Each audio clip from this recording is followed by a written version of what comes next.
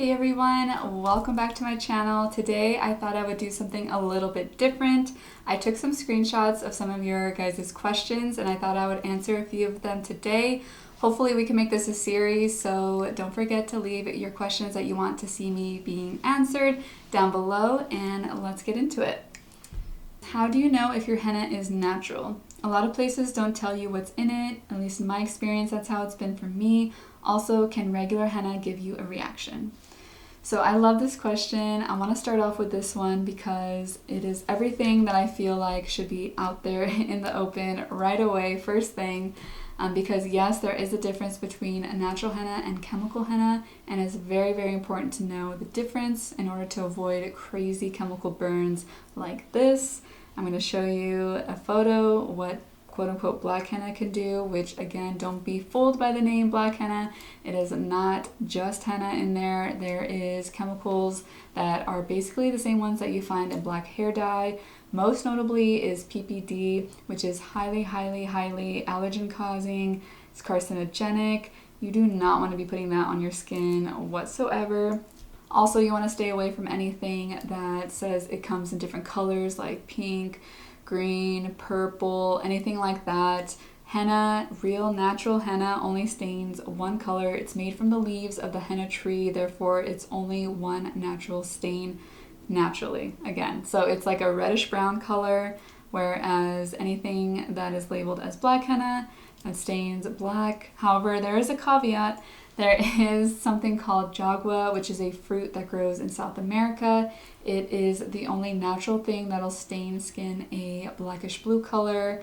It's definitely not the same thing as black henna, so do be aware if something is labeled as black henna, it's not jagua, because it's huge in the henna community, knowing the difference, distinguishing the difference. So a professional henna artist that uses jagua is going to label it as such. So the main ways to tell that your henna is natural is natural henna is perishable, meaning that it needs to be frozen in order to preserve the freshness of the stain over long periods of time. It'll usually last about 5 to 6 months in the freezer, whereas chemical henna is shelf stable. So because it just uses chemical dyes mostly and has chemical preservatives, it can just be laying there on a shelf. A lot of times you find these in Indian grocery stores, unfortunately, on Amazon typically. On, I guess, Temu apparently now has like chemical henna cones. So this stuff is not natural because it just sits in warehouses on shelves for very long periods of time, so you know 100% it is not natural. And of course, the other way to tell if it's natural or not is to look at the ingredients. So most of these places that sell the chemical ones do not have ingredients listed anywhere, so that is definitely suspect. You need to look in the product descriptions wherever you're trying to buy henna, and it should have the ingredient list. Basically, natural henna should be very, very simple.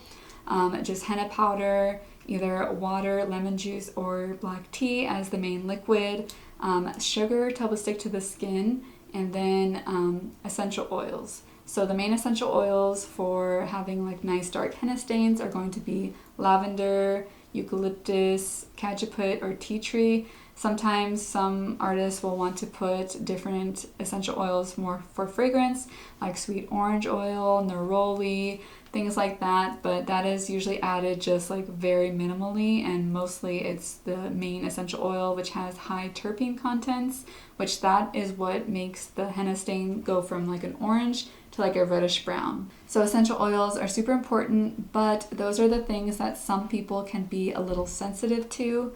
So there is some cases where, of course, people can get what's known as contact dermatitis, which is like red itchy bumps, whereas the chemical burns that come from the chemical cones generally cause crazy blisters, even scarring. So in my case, I've never really experienced anyone with natural henna getting something that extreme. So basically it's just contact dermatitis, which easily goes away on its own. You can take Benadryl, or you can do like a topical type of Benadryl ointment as well, something like that. But yeah, so natural henna can cause allergic reactions. Just know that. Even things that are natural from the earth can still cause an allergic reaction, but it's typically never severe like the chemical cones can be. The next question is, what's the difference between Rajasthani henna powder and Jamila henna powder? So I like this question a lot because I feel like most people don't know that henna powders can be quite different from one another. And so a lot of times, if you're trying to follow a recipe from one artist that uses one type of henna powder, it may look quite different from another artist that uses another powder. Some henna powders, they will look a lot darker when you mix them together with the liquid. In the case of Jamila henna powder, oftentimes when you mix it, it is like super dark, almost black looking, whereas Rajasthani henna powder tends to look a little bit more green or like a light brown color. And so Rajasthani henna powder, like the name suggests, it comes from Rajasthan, which is in India. And the quality can vary from region to region because things like humidity, rainfall, and other factors like that can really affect the henna texture. For example, Rajasthani henna powder is really what we call in the henna community stringy. So that's why I personally love it, because it's really easy to drape lines, whereas Jamila henna powder is really, really creamy. So it's really good for thick elements like really luscious leaves and flowers and petals. So that's why a lot of times the Arabic style you see is very much like that, because Jamila is more of a Middle Eastern henna powder, grows more in that region, and so that is probably one reason you see quite a difference in design styles between, India and the Middle East. However, both should still stain quite similarly. So Rajasthani can be a little bit more like reds, and then Jamila sometimes can be a little bit more brown. But in my case, you can still get the same kind of brownish red tone from really good quality Rajasthani henna powder, and some Jamila powder can be a little bit more orangey. It just kind of depends on other factors like the quality of your essential oil that you're using, the aftercare. So it really kind of depends on those factors as well. But generally, the henna powders should stain about the same. So there's really not much difference in that regard. It's more so in the consistency and in the color that it looks like when it's mixed up, basically. So again, Rajasthani henna powder, very, very stringy. It's really easy in that case to do like intricate design work, thin lines, draped lines. And the Jamila powder is really good for like really, really thick elements, which that's probably why you can get really good stains with it, because you're doing really thick stuff, and it kind of tends to hold its shape a little bit more, you could say, than Rajasthani. Because I personally love a thinner Rajasthani henna powder for the detailed work. Whereas Jamila, it tends to be very, very thick. So what a lot of people do actually is, if they don't like the stringiness of the Rajasthani, but the Jamila is a bit too, thick for them, they'll actually mix the two. So you can kind of do a ratio of like maybe 75% Rajasthani henna powder and 25% Jamila, or like half and half even. And so you kind of get the best of both worlds in that case. But it all depends on preference, and this is why, learning how to make your own henna paste is so amazing, so beautiful. You really start to learn about these different things, and it's really, really interesting how different henna powders can be. Even Rajasthani henna powders, there's some that are like super soft and silky, some that are really kind of still a little bit chunky, some that stain more red, some you can get a little bit more reddish brown.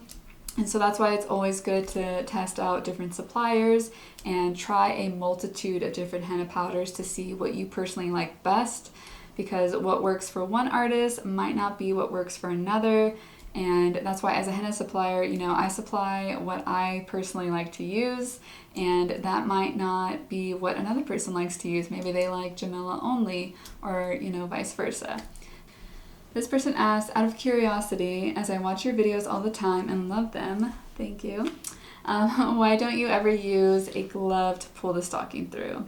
I would say that the main reason someone would want to use gloves is to basically prevent it from staining. But if you're like me and you don't really care about that, then, your natural hands, it just feels better to me. I don't know. However, I will say that if you are going to just use your hands and you want to make sure that it doesn't get super dark or last a very long time, what I usually do is I immediately take the nylon and I go into where the sink is in my kitchen and I use hot water, soap, and I'll wash my hand and the nylon almost at the same time. You could do that, and that water contact really early on really kind of kills the stain, so it stays really light and it doesn't last that long anyways.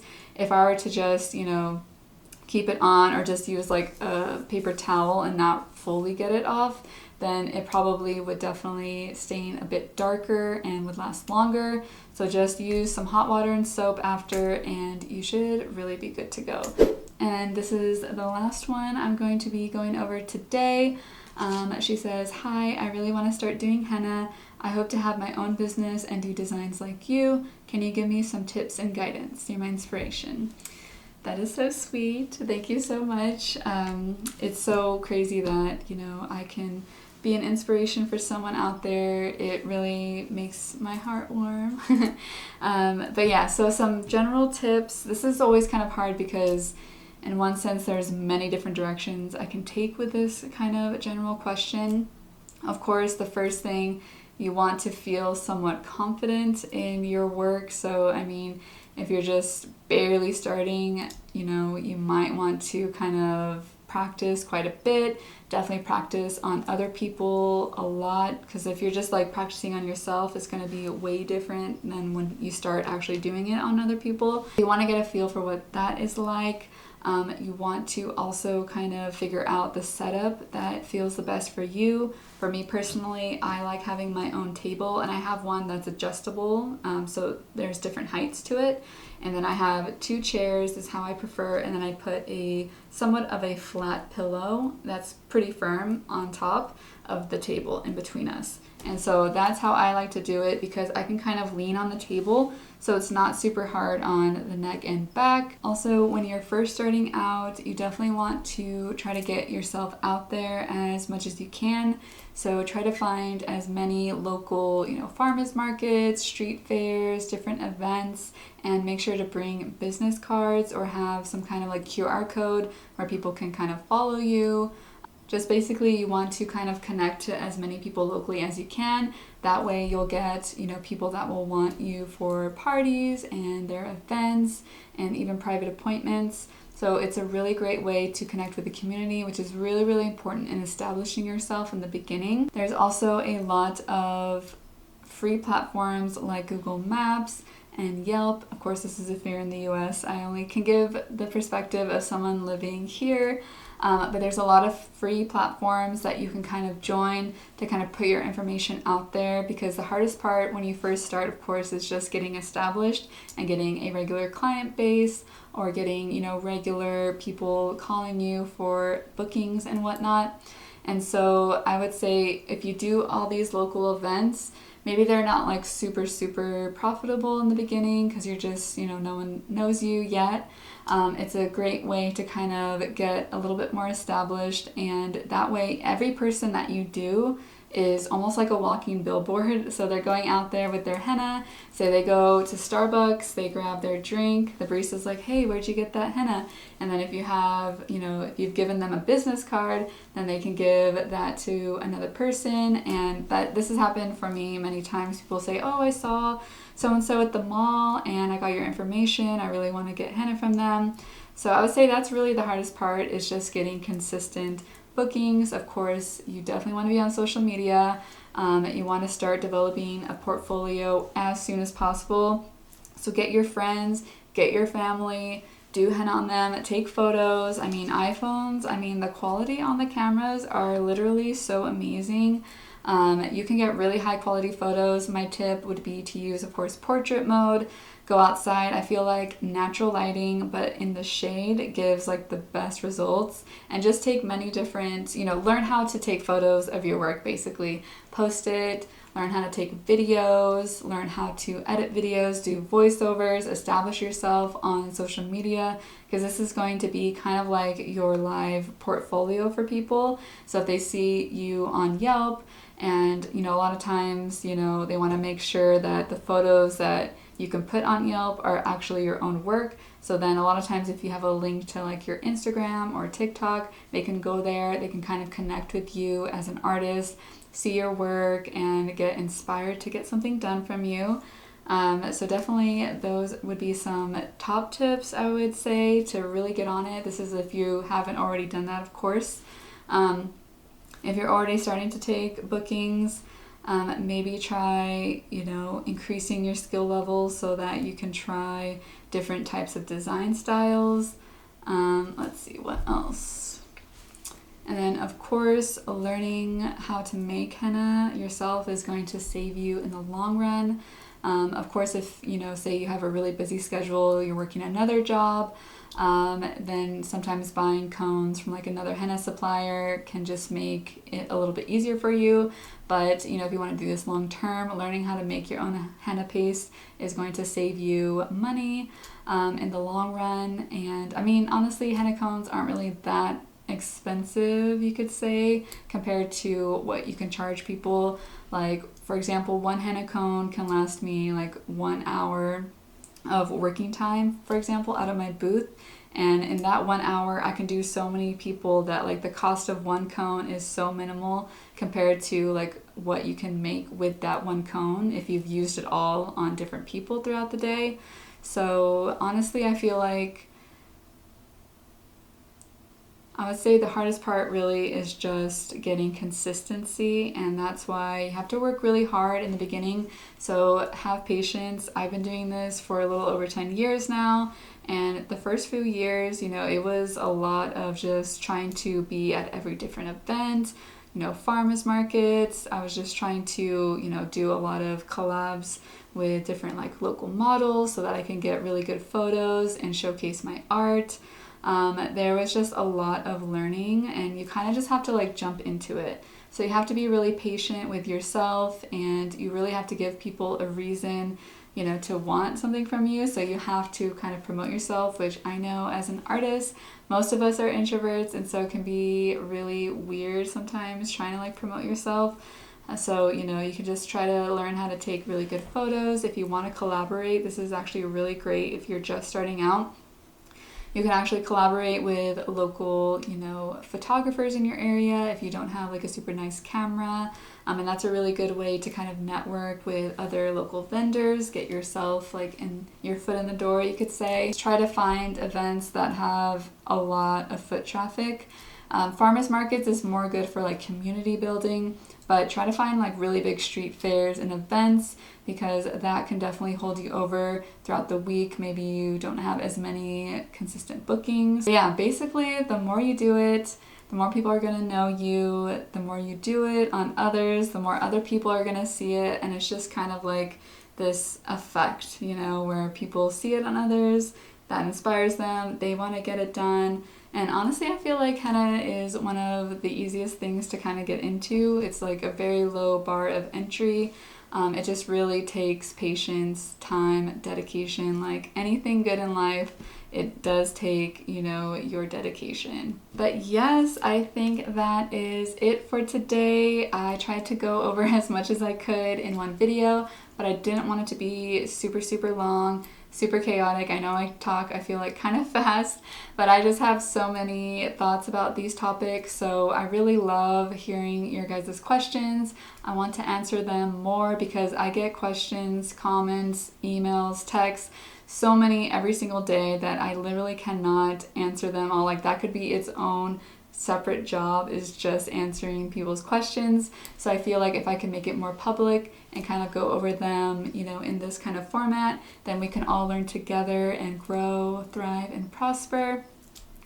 So yes, if you like this video, don't forget to like this video, subscribe for more, and let me know your questions that you would like me to answer in a future video. I'll see you guys next time.